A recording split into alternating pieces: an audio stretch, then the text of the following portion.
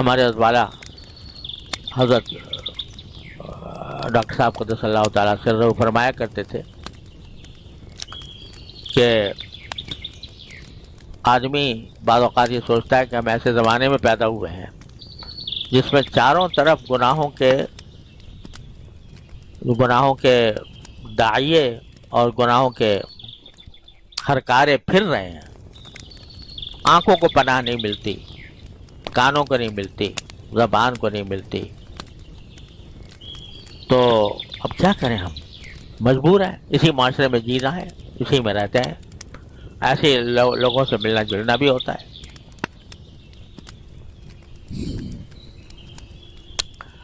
تو کیا کریں؟ تو حضرت فرماتے ہیں کہ یہ تصور کرو کہ اللہ تبارک و تعالیٰ کی بارگاہ میں کھڑے ہو اور وہاں یہ عذر پیش کر رہے ہو کہ یا اللہ، آپ نے ہمیں پیدا ہی ایسے زمانے میں کیا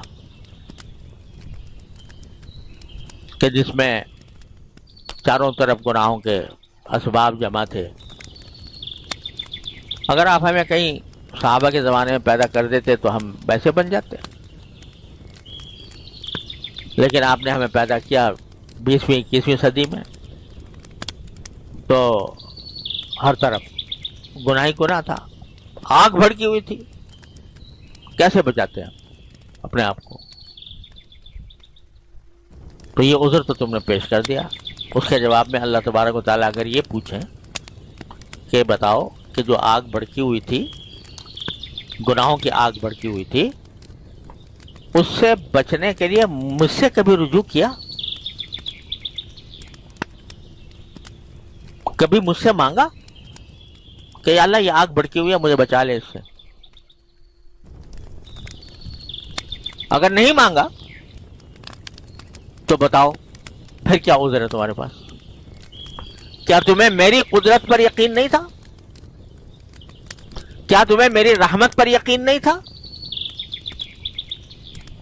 اگر تمہیں میری قدرت اور رحمت پر یقین ہوتا تو کم از کم مجھ سے مانگتے تو صحیح، دل سے مانگتے کہ یا اللہ یہ گناہ کے ہرکارے پھر رہے ہیں، اپنی رحمت سے مجھے ان سے بچا لے.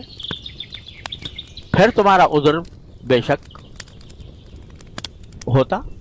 لیکن اگر تم نے مجھ سے مانگا ہی نہیں تو پھر اب کیا عذر ہے؟ تو بتاؤ کیا جواب دو؟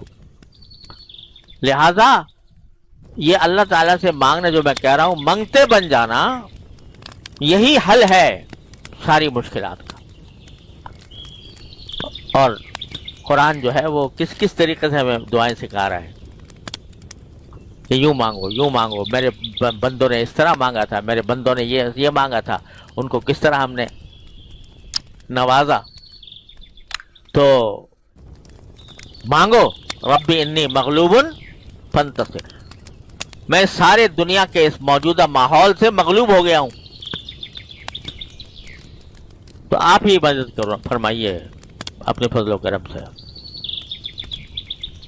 تو کچھ قدم بڑھاؤ اور کچھ مانگو. قدم بڑھائے بغیر مانگنا تو ایسا ہے کہ محض ایک خواب و خیال ہے. لیکن قدم تھوڑا سا بڑھاؤ، تھوڑی سی گناہ کی برائی دل میں پیدا کرو اور صدق کے دل سے مانگو. باقی ہے گناہ، اے اللہ میں اس گناہ کے تقاضے سے مغلوب ہو رہا ہوں، ہے بری بات، بہت بری بات ہے. یا اللہ میں نادم ہوں، اس تقاضے کی وجہ سے بھی نادم ہوں، اور اپنی طرف سے میں کوشش کرتا ہوں اور پھر آپ سے مانگتا ہوں. حضرت رومی رحمۃ اللہ علیہ فرماتے ہیں کہ یوسف علیہ السلام کو دیکھو کہ بھرپور جوانی ہے اور ایسی دعوت مل رہی ہے، خلوت ہے، تنہائی ہے، دروازے بند ہیں، تالے پڑے ہوئے. تو کیا کیا معلوم؟ آنکھوں سے دیکھ رہے تھے کہ تالے پڑے ہوئے ہیں، باہر نکلنے کا راستہ ہی نہیں ہے، مگر دروازے تک بھاگ گئے. اور پکار لیا اللہ کو، یا اللہ میرے بس میں اتنا ہی تھا، باقی بچانا آپ کا کام ہے، اللہ تو